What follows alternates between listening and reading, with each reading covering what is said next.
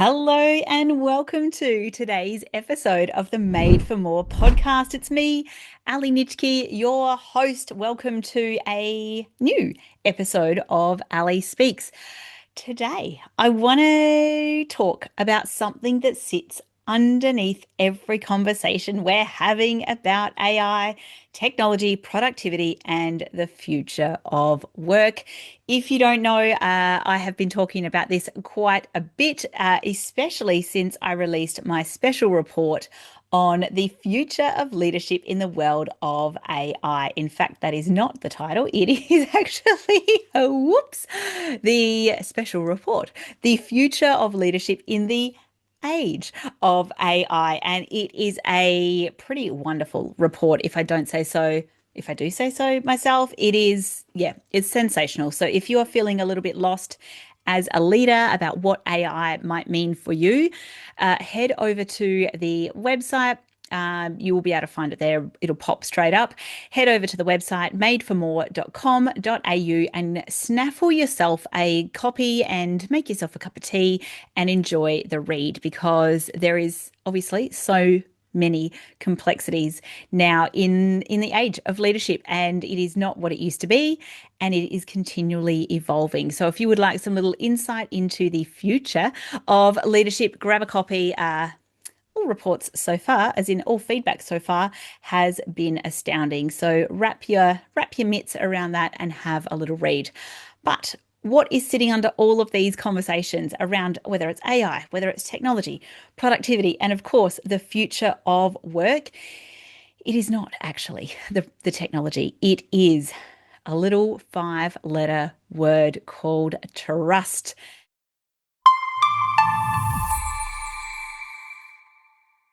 AI is shaping the work that we are seeing at lightning speed, whether you are on board, on the bus, off board, or off the bus. I don't think that works, but you get my drift. It is happening faster than change has ever happened before. It can draft some reports, it can analyze trends, it can recommend decisions, although I would always take those with a pinch of salt. And of course, there's automation of processes that used to take, entire teams or hours and hours that can now happen in a matter of minutes. So, from a productivity perspective, incredible. But, and yet, here's the part that many of the leaders that I'm talking to, they're quietly missing that. I think there's probably two camps, the ones that are super excited, early adapters, I love it, and they're like, yes, let's get onto there. And the other ones that are less outgoing, that are saying, actually, it's going to take my job. I'm not sure. And I think there's probably a few in the middle that are going, I get it. I just don't really get how it applies to my work. But what we're noticing, what I'm starting to see in the work that I do, whether it's in workshops or some of the private coaching, is that the trust doesn't live in the technology. It lives in the people that you interact with every single day. So those people that are around you, those people that are in your team, those people as a leader that you are responsible for. So no matter how advanced AI does become, and I think we are only seeing the tip of the iceberg right now, teams don't actually follow algorithms. Did you know that? Isn't that interesting? People don't follow the algorithms. The algorithms follow us. They follow the leaders that they trust. So the more that you can build trust with your people, the more likely you are to still be a leader when the rest of the world is left behind. And in this age where we are seeing such rapid change, trust is no longer a nice to have. It is absolutely the anchor for all leaders. So, what we're seeing currently is that workplaces are more complex than they have ever been before. There's obviously hybrid structures, there is generational shifts. Now, we are on day 55, I think, of school holidays, and I am learning a whole either language from my Gen Alpha children, that I don't need to know. There's no reason for me to know skibbity. Actually, that's old now. That's so not cool, mum. But whatever the language is that they're using, that is a huge shift that's happening happening in the world. There, of course, are economic pressures and the constant distractions. So if you own a phone, you are constantly being distracted, whether it's a little notification that pings up, if it's a vibration, if it's a phone call, whatever it happens to be. And now, of course, we have got AI layered on top of all of that. So for so many of your people, so for so many of your staff, your employees, this isn't exciting. This is not exciting news. It's unsettling. It's stressful. It's more and more and more and more and more. And underneath the surface, the people are asking the questions that they might not actually be saying out loud. Some of those, and these are the questions that you'll hear in private and not said in public, is will this tool replace me? Can I trust the outputs? Do my leaders actually understand what they're rolling out? Put an exclamation mark under that one, next to that one. If something goes wrong, who is accountable? Whew. These aren't technical questions. They are the human questions that people are thinking about when it comes to adopting any kind of AI tool in the workplace. And when people are really uncertain, so in times of uncertainty, people don't look for the perfect answers, they look for steady leadership. And we've seen this time and time again whenever there has been a crisis. Who is the lighthouse? And I've spoken about this before. In fact, there is the very first couple of episodes of the podcast, so like episode 2 and 3, was a panel discussion that I had with a couple of lighthouse leaders. It was sensational. So go scroll all the way back to the beginning of the Made for More podcast and check that out, or I'll put the link. You know what? I'll put the link in the show notes so you don't have to scroll. But people are looking for steady leadership. They look for who's present, who has got presence there, who's got honesty, who's got the consistency, and that is where the trust is built. And I think the reason that trust matters now more than ever is that in stable environments, trust is, of course, important. It's a fundamental need that we have as humans in uncertain times, in uncertain environments. And I can't really think of many of the industries that I've worked in recently and worked with recently where there's not uncertainty. Like I feel like there's kind of a bit of a blank spot in many parts and departments of organizations.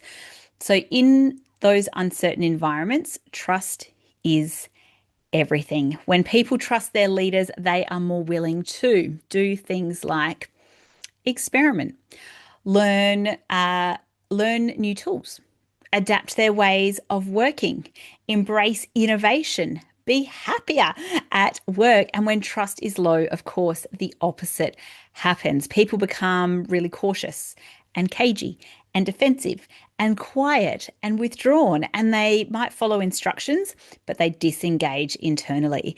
And this is why, when we're seeing these implementations, AI implementations that are failing, it's not necessarily because the tech doesn't work. I think we've kind of, we're out of the 90s now. The tech's pretty robust in many cases, but it is because the trust foundation wasn't there to support it. And there's so many dangers when it comes to tech without the trust. And you've probably seen this before, not right now, of course, you would have been involved in it historically. But what we're seeing now is that organizations are rolling out AI tools with very little conversation. Overnight, teams are being told this is how we're going to be doing these things. What I'm seeing is no kind of explanation of why and how and the intention and the decision making around there. There's no clarity around how decisions will be made in the future. There's no conversation about those boundaries or accountability. Heck, and what tends to happen when these things happen is suspicion starts to bubble under the surface. Where is the transparency? People start wondering about, am I being monitored? Am I being judged by a machine? What else are they wondering about? Will this data be used against me? Is this the beginning of redundancies? And that can obviously make people feel very uncertain and like perhaps they won't participate in the tech that's being rolled out. So productivity does tend to plummet. It does not rise. It goes downhill because fear is not fertile ground for performance. This is the danger of leading with tech and not with trust. So building trust is absolute paramount. If people believe that their leaders have their back, no system, no platform, no AI assistance will be able to convince them otherwise. So your job as a leader is to make sure that you are actively demonstrating that you have your people's back. And what that can look like in this era where we are right now and how do we build trust is more transparency. We need to have more transparency, explain what these tools do, what we're expecting it to do, and just as importantly, making sure that we explain what it does not do. What does it not do? Explaining why we are using it, why you're using it, what the problem is that it's being solved, what success actually looks like when and once it has been implemented. I think the second thing we need to be doing as leaders is acknowledging that fear. There is not a single person I've spoken to that hasn't said something AI, it's exciting, but also what about if it replaces my job? What about if this happens? What about if that goes wrong? So we need to really acknowledge that fear, not dismissively, not defensively, but really honestly. And when leaders say things like, there's nothing to worry about, ha ha ha, people stop listening. They won't listen to you. And of course, they won't trust you either. And when leaders say something like, I know some of you are concerned, let's talk about it, that is the start of opening the door of trust. And that's how we start building that trust. Fear isn't resistance when it comes to these things. It's information or perhaps even lack of information. The third one, this is a piece close to my heart at the moment, is around modeling accountability. So this one matters more than most leaders actually realize. I think we need to have more radical accountability. I'm writing a book about it at the moment, but this one matters more than most leaders realize. If AI gets it wrong, and it will, own the decision. Don't hide behind the tool. Don't say that's what the system recommended. If you are the leader, then it is your responsibility, because the moment that you start outsourcing accountability is the moment that you start losing credibility, and you can't afford to be in that space. Not anymore.